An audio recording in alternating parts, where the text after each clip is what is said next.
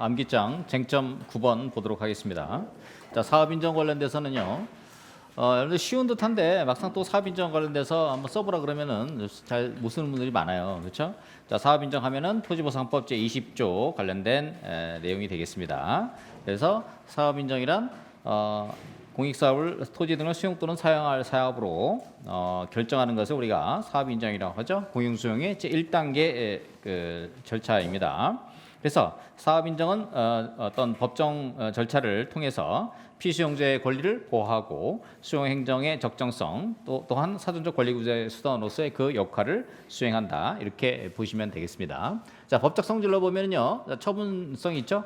행정소송법 제2조 1항 1호에 보면은 처분 등이라 하면 행정청이 하는 구체적 사실에 관한 법 집행으로서 공권력의 행사 및 거부, 이에 준하는 행정장애 행정심판의 재개를 말한다. 그렇죠. 그다음에 형성적 행정작용으로서 사업 인정을 받게 되면은 어떻게 돼요? 수용권이 설정되고 국민의 권리의무에 영향을 직접적으로 미치게 됩니다. 따라서 일정한 절차를 거칠 것을 조건으로 수용권을 설정하는 형성적 행정행위로서 판례는 판시하고 있다. 이렇게 보시면 되겠고요. 그다음에 이제 재량행위죠. 그래서 재량행위 우리가 이제 20조 규정을 보면 사업 시행자는 이제 19조에 따라 토지 등을 수용하거나 사용하려면 대통령으로 정하는 바에 따라 국토부 장관의 사업 인정을 받아야 된다. 그래서 받아야 된다 하니까 이거 기속행위 아닌가 이렇게 볼 수 있는데 우리가 이제 주어가 행정청이어야 합니다. 그래서 주어가 행정청이 아니고 사업 시행자이기 때문에 자, 재량행위로서 어떻게 돼요? 판례는 기본적으로 공사의 형량 이런 걸 통해서 이강의 의견 청취 이런 걸 통해서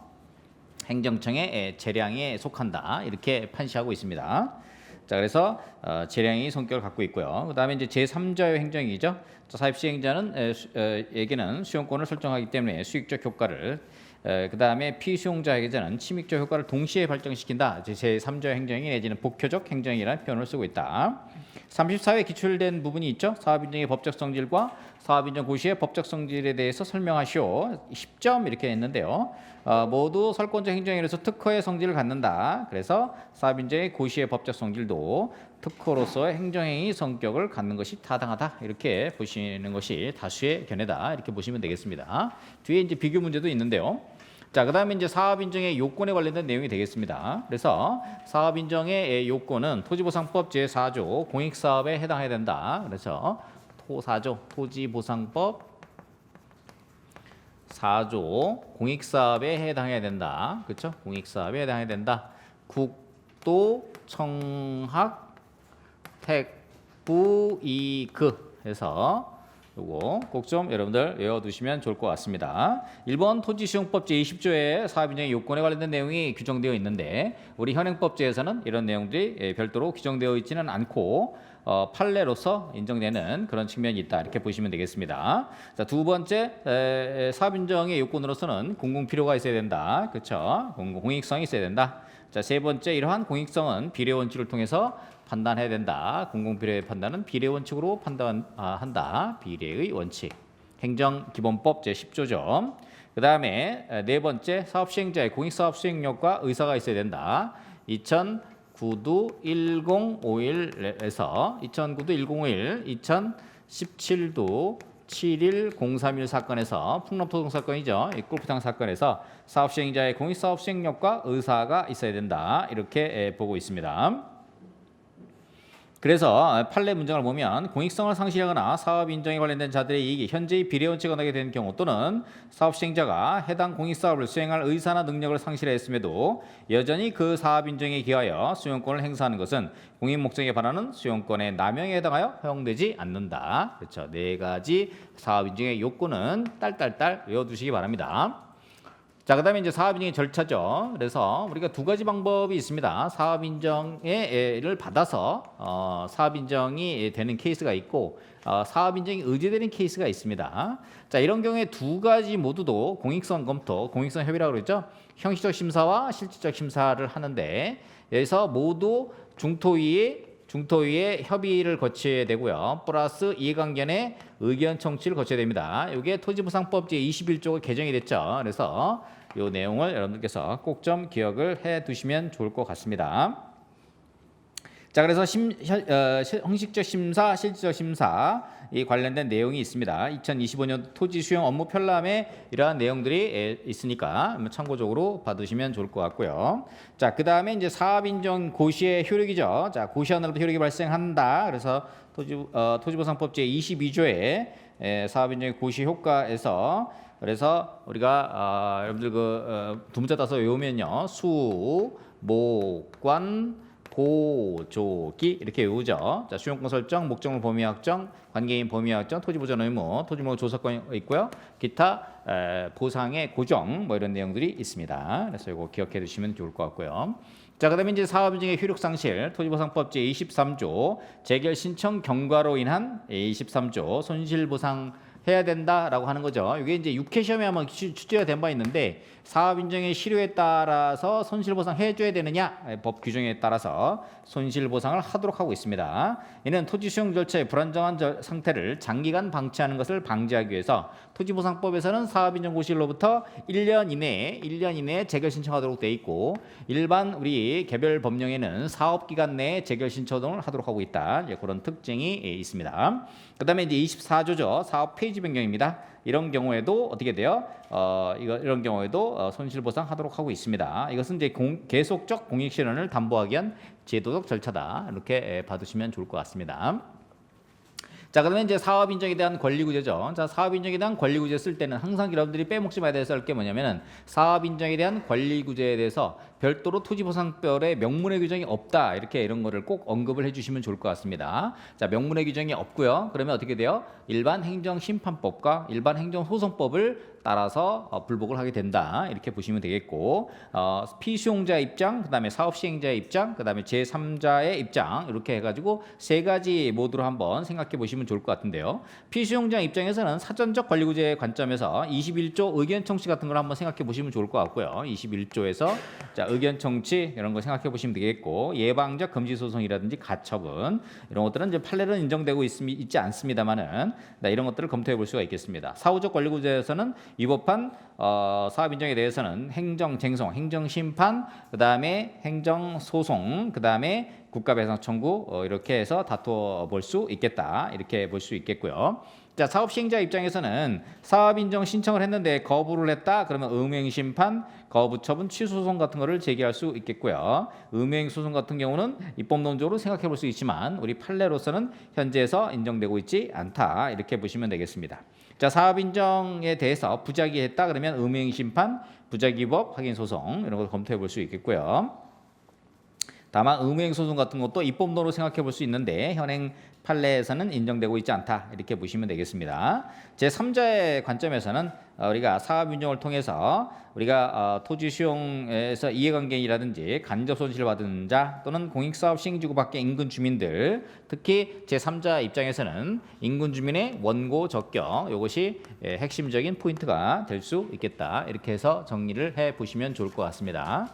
자, 암기장 제 30페이지 보시면은요. 자, 사업 인정과 관련된 재결 관계. 그래서 사업 인정의 구성력. 그래서 토지 수용위원회는 행정 쟁송에 의해서 사업 인정이 취소되지 않는 한 그 기능상 사업 인정 자체를 무의미하게 하는 즉 사업 시행이 불가능하게 되는 것 같은 재개를 행할 수는 없다. 이렇게 판시하고 있고요. 자, 사업 인정과 수용제에 대해서는 별개의 법률 효과를 목적으로 하기 때문에 어떻게 돼요? 하자 승계를 인정하고 있지 않다. 이렇게 보시면 되겠습니다. 34회 기출 해가지고 사업 인정과 또는 사업 인정 고시의 법적 성질에 대해서 약술 10점으로 출제된 바가 있습니다. 그래서 행정행위로서 성격을 갖고 있다. 그 다음에 공익성과 토지보전 의무 등 사인의 권리 제한의 부분, 집행정지의 문제, 그 다음에 토지보상법상 법적 근거와 절차 이런 것들을 쭉 검토해 봤을 때 사업인정과 사업인정 고시의 법적 성질에 대해서는 특허로서 정리하시면서 특허로서 어떻게 돼요?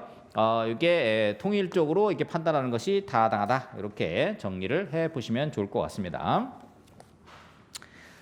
자, 그렇게 한번 출제가 된 바가 있고요. 그 다음에 쟁점 10번. 자, 사업인정 의제. 여러분들이 그 인허가 의제와 우리 교과서에는 인허가 의제와 사업인정 의제가 있습니다. 자, 사업인정 의제는 공익사업을 함에 있어서 사업 시행자가 수용권을 설정받는 것을 우리가 사업인정 의제라고 하고요. 자, 인허가 의제 같은 경우는 우리가 건축 신고를 했을 때 소방법에 의한 거라든지 또는 전기사업법에 관련된 각종 허가를 받아야 되는 것이 인허가가 의제되는 것으로 보는 것으로 이렇게 우리가 집중효라고 하죠. 이렇게 인허가 의제와 그 다음에 사업 인정 의제는 좀 다르다 이렇게 보시면 되겠어요. 인허가 의제는 원래 허가를 받아야 되는데 그거를 허가를 받지 아니하고 허가된 곳으로 본다 이렇게 해서 인허가 의제 이렇게 되는 거고, 사업 인정 같은 경우는 우리가 사업 인정 사업 시행자가 국토부 장관으로부터 사업 인정을 받아야 되는데 이 사업 인정이 받은 것으로 본다, 그렇죠. 간주를 함으로 인해서 신속한 공익사업의 수행을 위해서 사업 인정 의제 제도가 있는 것이죠. 그래서 인허가 의제와 사업 인정 의제는 다르다 이렇게 여러분들 1차적으로 좀 생각을 해보시면 좋을 것 같고요.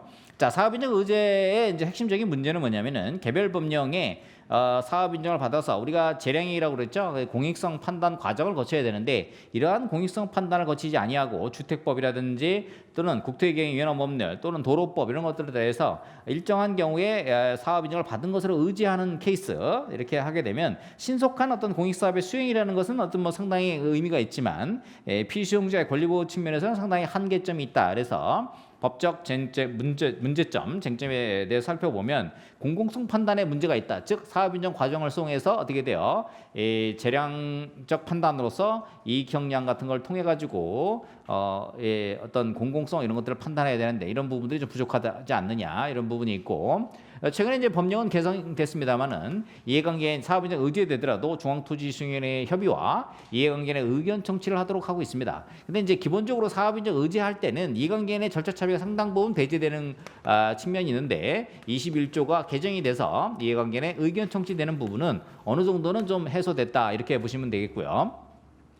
사업인정 의제에 대해서 가장 큰 문제점이 하나가 뭐냐면 토지 세목고시를 하지 않는 케이스입니다. 우리가 사업인정고시를 할 때 예전에는 토지 세목고시와 사업인정고시를 별도로 했는데 지금은 이제 사업인정고시를 하면서 별도로 세목고시라 동시에 합니다. 근데 사업인정 의제를 하는 케이스에 있어서는 토지 세목고시를 별도로 하지 않습니다. 그래서 어느 땅이 수용되는지에 대해서 명확하게 이 당사자들이 알지 못함으로 인해서 이러한 문제점들이 존재할 수가 있겠고요. 그 다음에 토지보상법에서는 우리가 재결 신청 기간을 1년이라고 하고 있죠. 1년을 경과하면 사업인정에 관련돼서 이게 사업인정이 실효되도록 이렇게 규율을 하고 있는데 우리 개별 법령에서는 재결 신청 기간을 사업 기간 내로 하고 있다. 그렇죠? 그런 점에서 토지보상법은 1년, 그 다음에 개별 법령에서는 사업 기간 내에 재결 신청을 하고 있는데 사업 기간이 예를 들면 10년, 뭐 20년 이렇게 돼 있으면은 10년에서 20년 동안 어떻게 돼요?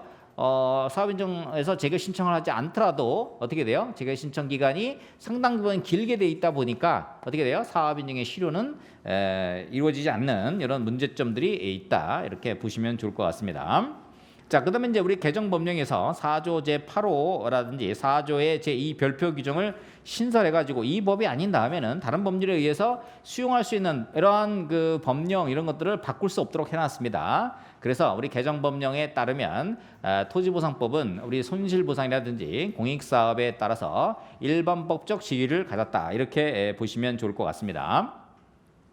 자, 그다음에 이제 개선 방안에 보면은요, 단기적 개선, 장기적 개선. 단기적으로는 당연히 홍보라든가 이걸 잘해야 되겠고요. 장기적으로 보면은 이 공익사업 주체의 편의만을 도모하기 위한 편법적인 제도가 바로 사업인정 의제 아니겠느냐. 그래서 입법적인 개선이 좀 필요하지 않느냐. 그래서 최근 토지보상법 제21조 제2항 제3항을 신설해서 중앙토지시행위원회라든지 여기서 어떻게 돼요? 의견 청취 절차를 거치도록 하고 있고 그 다음에 중토의 협의를 통해서 공익성 검토를 될 수 있게끔 이런 법령이 정비가 됐다 이렇게 보시면 됐는데, 다만 이러한 그 사업 인정 관련돼서 일정 기간 경과하는 경우에는 실효 규정을 두고 있지 않기 때문에 언제든지 사업 기간 내까지 이렇게 시간을 질질질 끌게 되면 피수용자 입장에서는 굉장히 어려움에 처할 수 있다. 이런 부분들을 한번 여러분들께서 한번 고민해 보시면 좋을 것 같습니다.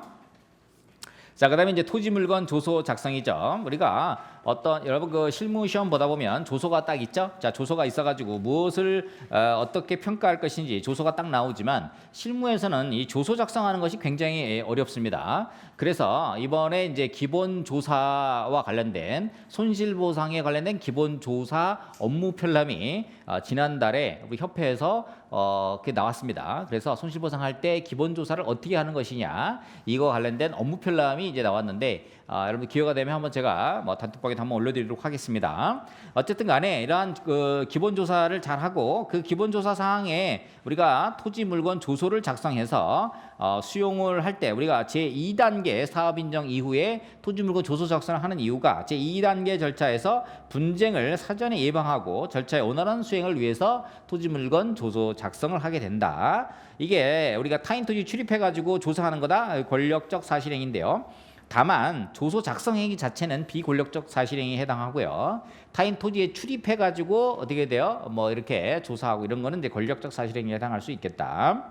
자, 조서 작성 절차에 보면은요, 우리가 사업 시행자는 물건 조서 작성하고 토지 소유자 관계인으로 하여금 서명 날인을 받도록 하고 있습니다. 그래서 공무원 그 입회 제도는 폐지되었다 이렇게 보시면 되겠고요. 그러면 토지 물건 조서의 효력 제27조에 토지보상법 제21조에 이런 내용이 있는데요. 진실의 추정력이 있습니다. 즉 진실의 추정력이라는 것은 별도의 입증 없이도 이런 진실한 것으로 추정한다 이렇게 보고 있는 것이죠. 27조 제3항에 있고요. 자, 하자 있는 조서의 효력에 관련돼서는 내용상 하자, 그 절차상 하자가 있을 수 있는데요. 내용상 하자에서는 물적 상태, 권리관계에 대한 오기, 틀린 계산 이런 것들이 있을 수 있죠. 그래서 이러한 그 내용상 하자는 진실의 추정력으로서 조서의 기재가 진실에 반하는 것을 입증하기 전에는 그 효력을 부인할 수 없다 이렇게 보고 있고요. 자, 절차상 하자에 관련돼서는요. 서명 날인이 누락되거나 또는 누락 사유 기재, 누락 이런 것들이 있을 수 있는데 이러한 절차상 하자의 조서는 진실의 추정력이 인정되지 않는다 이렇게 보고 있습니다. 참고하시면 되겠고요. 그러면 이제 하자 있는 조서가 재결에 어떤 영향을 미치느냐 이런 부분들 한번 검토해 볼 수 있는데요. 이게 이제 유일한 증거 방법이 아니고 향후에 토지수용위원회에서 사실 인정을 구속하는 법률적 힘이 부여되지 않기 때문에 하자 있는 조서가 재결에 어떠한 영향을 미치지 않는다 이렇게 보고 있다는 거 참고하시면 좋을 것 같습니다. 자, 그다음에 이제 권리구제 측면에서는 이게 처분이 아니기 때문에 조서 작성 행위 자체는 비권력적 사실행위이기 때문에 행정쟁송으로는 다툴 수 없다. 다만 사업시행자는 타인이 점유하는 토지에 출입해 측량 조사하면서 발생하는 손실에 대해서는 27조 사항에 따라서 9조항부터 7항을 준용해서 손실 보상하도록 되어 있다. 이런 점들을 참고해서 보시면 좋을 것 같습니다. 자, 그다음에 이제 12번 쟁점이죠. 사업 인정 고시 후의 협의 관련돼서는 뭐 간단하게 볼 필요가 있겠습니다. 뭐 최소 침해 원칙을 관찰하기 위해서 사업 인정 후 협의를 한 번 더 해야 된다 이런 내용들 참고하시면 좋을 것 같고요. 그다음에 이제 법적 성질에 관련돼서는 어떻게 돼요? 사법상 계약이냐 공법상 계약이냐 대립하고 있는데 판례는 사법상 계약, 그다음에 다수견해는 공법상 계약이라고 이렇게 보고 있다 이렇게 보시면 되겠고 판례는 이거를 불복 방법에 대해서는 민사소송으로 다투어야 된다. 다수견해는 공법상 계약으로 보니까 공법상 당사자정 즉 행정소송으로 다투어야 된다 이렇게 보시면 되겠고요. 쟁점 13번 관련해서는 뭐 뒤에서 자세한 내용들을 보겠습니다만은 교재에서도 자세한 내용이 있습니다. 그래서 협의 성격 확인은 재결로 간주한다. 자, 29조 제4항에 따라서 재결로 간주한다. 이렇게 해서 법적 성질에 대해서는 확인행위적 성격도 가지고 있고요. 형성적 행정행위 성격을 모두 갖고 있습니다. 그래서 29조 사항에 재결로 간주한다. 그래서 차단료 이런 게 존재하기 때문에 재결의 불복으로 다투면 된다. 이렇게 보시면 되겠습니다. 이것 자체로는 다툴 수 없도록 이렇게 법상으로 정하고 있죠. 자, 그다음에 이 그 협의 성격 확인에 관련돼서는 기본적으로 이와 관련된 방법, 요건에 관련돼서는 재결 절차를 준용하는 방법과 공증법인에는 공증벌을 받는 방법이 있는데 90% 이상이 이제 공증법인에는 공증을 받도록 하고 있습니다. 따라서 이거에 대해서 공증을 받아서 관할 토지의 수리함으로써 효과가 발생하는데 이러한 경우는 수용 재결에 대해 이러한 협의 성격 확인에 대해서는 재결로 간주한다. 제29조 사항에서 이러한 내용을 적시하고 있고요. 그다음에 협의 자체에 대한 차단료가 발생합니다. 그래서 다툴 수 없도록 한다. 이런 부분이 있고요. 자, 그다음에 이제 권리구제에 관련돼서는 협의 성격 확인에 대해서는 차단료에서 이게 자체는 다툴 수 없고 재결로 간주되기 때문에 재결에 대한 불복으로 다투면 된다 이렇게 보시면 되겠고요. 그렇다 그러면 이제 이 그 협의 자체에 대해서는 어떻게 되느냐에 대해서는 일단은 어떻게 돼요? 차단효가 있으니까 재결로 간주한다 그러면 재결에 대한 불복으로서 어떻게 돼요? 껍데기인 협의 성립 확인에 이 재결로 간주하니까 이 처분의 공정력을 깨고 그렇죠? 그 안에 있는 협의에 대한 그 자체에 대한 불복 2단계 절차로 했는데 뭐 실무적으로는 이렇게 2단계까지는 가지 않고요. 어쨌든 협의 성립 확인은 재결로 간주하니까 재결의 불복으로서 이의 신청 그다음에 행정 소송으로 다툴 수 있다. 이렇게 정리해 보시면 좋을 것 같습니다.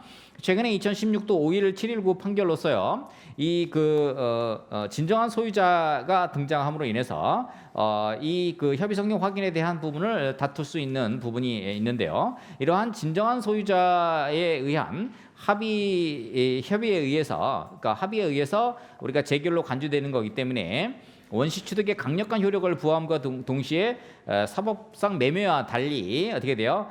협의 당사자들이 사후에 그 성립과 내용을 다툴 수 없게 한 법적 정당성의 원천은 뭐다? 사업 시행자와 토지 소유자 등이 진정한 합의를 하였다는 데 있기 때문에 진정한 소유자가 등장을 해서 이 수리행위가 위법함을 주장하게 되면 항고 소송을 통해서 취소를 통해서 취소를 구할 수 있다. 이렇게 여러분들 정리를 해 두시면 좋을 것 같습니다. 자, 오늘 암기장은 여기까지 하고요. 다음 쟁점은 14번부터 하도록 하겠습니다.